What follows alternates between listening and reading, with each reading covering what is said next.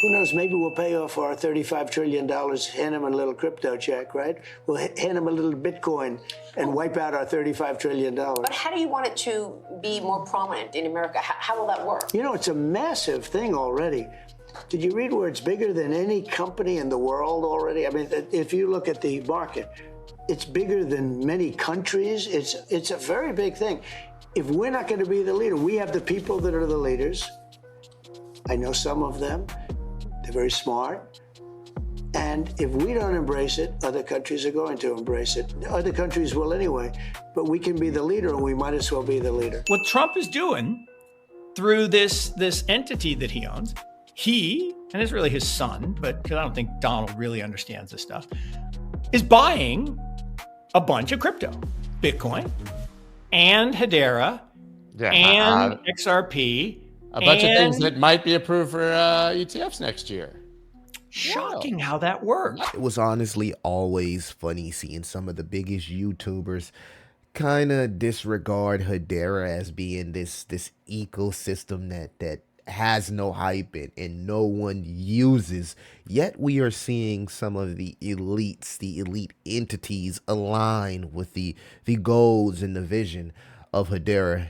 My name is Crypto Millie. Today we're going to be talking about Hadera Hashgraph. And as you can see from the video at the beginning, the ETFs hype around Hadera seems to be heating up. We've already seen, just from an example of Bitcoin and here Ethereum, how the ETFs could specifically affect a project, a cryptocurrency, a store of value from a price perspective, right? And the gray area, or the elephant in the room, should I say, is that Hadera doesn't have as near the market cap of Ethereum or a Bitcoin, and not to add, HBAR also is a U.S. company. So now you got the hype here of Donald Trump and his son and what they're doing with their exchange. They have been buying HBAR.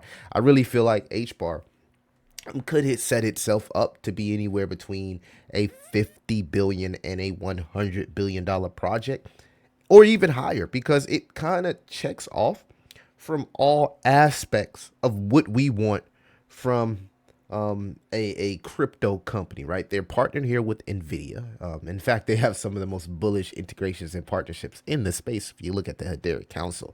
They also have an ecosystem which has been thriving as of late. You can see that the TVL has exploded, price action has exploded, but what specifically has caught my attention is the fact that the projects within the ecosystem are also exploding. So it's pretty good to see the TVL and the price and those things explode as far as the native project and token within the ecosystem. But what really is exciting is when you see these type of moves on the 1 month from the liquid stake and the DEXs, the lendings, right? The top meme coins here on Hadera, right? So I think once Hadera figures out the connection between onboarding retail, because when I talk to retail, the whole thing is like, it's not really retail friendly. We know it's institutional friendly, right?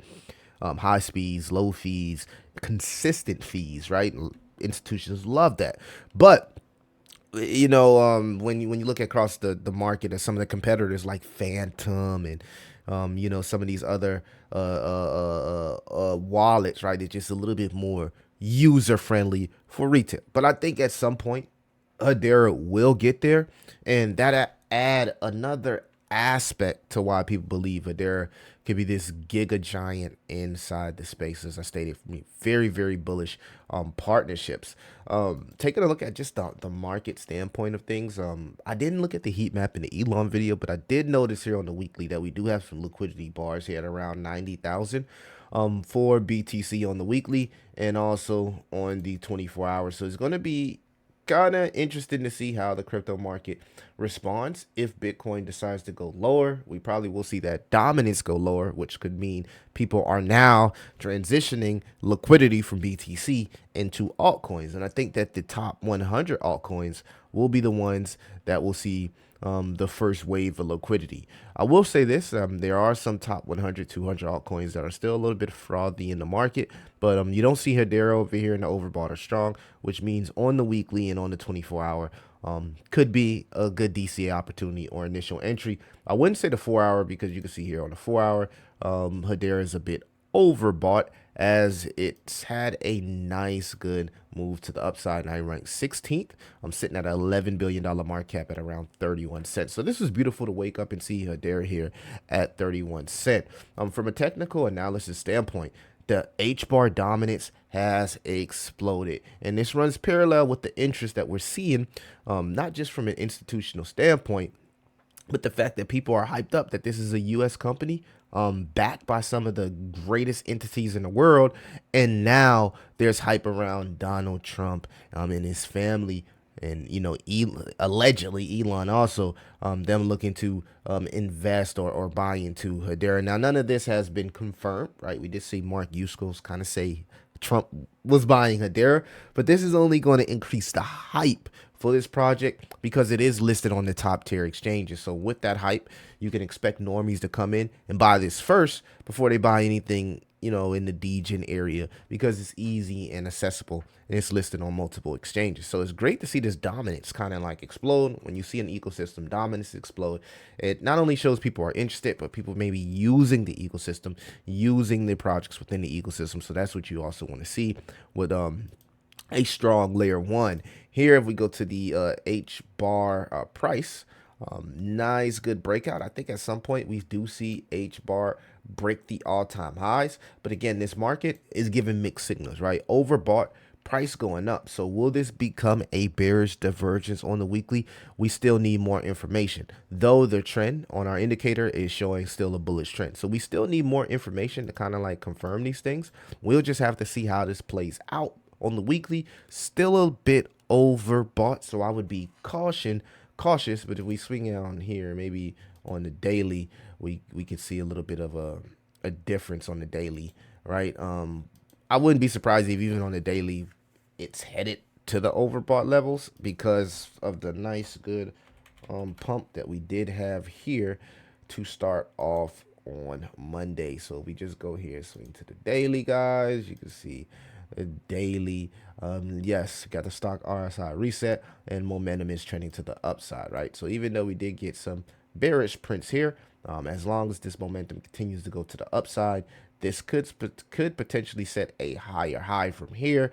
And what that would look like on the weekly charts is a either pump fake here, where we just dip down a little bit, right? We dip down and then we come up, or we go to retest 50 on the stock RSI right here at this level.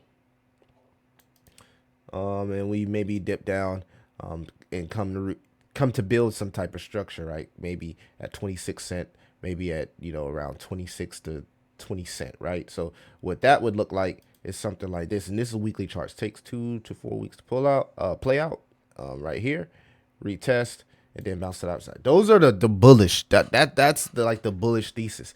If we break those levels of support on the stock RSI, it could get ugly for Hadera, and it's gonna get ugly specifically. If that happens, that means altcoins themselves are getting wrecked, and you know, the market is just, you know, reacting to what we're seeing inside the stock market as well. And last but not least here, the HBAR BTC pair, right? HBAR against Bitcoin, still nice and bullish, right? Even though the stock RSI again on the weekly is a little bit overbought, it's good to see HBAR put in a higher low here, which shows that it does have strength in this market, right? It is competing and in some cases outperforming other layer ones in the market that are not outperforming their Bitcoin peer. So ETH here, HBAR is even performing better than ETH, right? Right now, it's even performing better than Solana, right? And it has those government entities behind it. We talked about, well, you might have seen the beginning of the video of the BitGo. We are now custodian for some of the larger ETFs out there who are the recently launched Bitcoin ETFs. We are also custodian for FTX as they go through the bankruptcy process. We provide services for El Salvador for their Bitcoin wallets. We also work in the corporate and enterprise market. We provide wallets for Nike's .swoosh program. They work with wallets on like multiple, you know, ecosystems as far as like exchanges, El Salvador, Bitcoin. They do ETFs, right? And they are also sitting at the Hadera Council, right? So this is just crazy, guys. Y'all, you know, let me know what you think about Hadera, man. Nice, good move from Hadera, but will it be sustainable, right? In this market where we are seeing signs of weaknesses, right, across the market, across the macro sphere of things, will this Hadera price be sustainable? I would love to know everybody's opinion. And what do you think? Do you believe Hadera could possibly get a ETF? Because this is the hype right now. Something like Solana, HBAR, and XRP ETFs could be on the way, and also a Bitcoin strategic reserve. But I'll tell you this, if we do get QE, quantitative easing, and we start to see that global liquidity start rising again, these altcoins, right, the top ones, and specifically the ones that have US-based companies, could potentially explode. It's your boy Crypto Millie. I'll see you in the next one.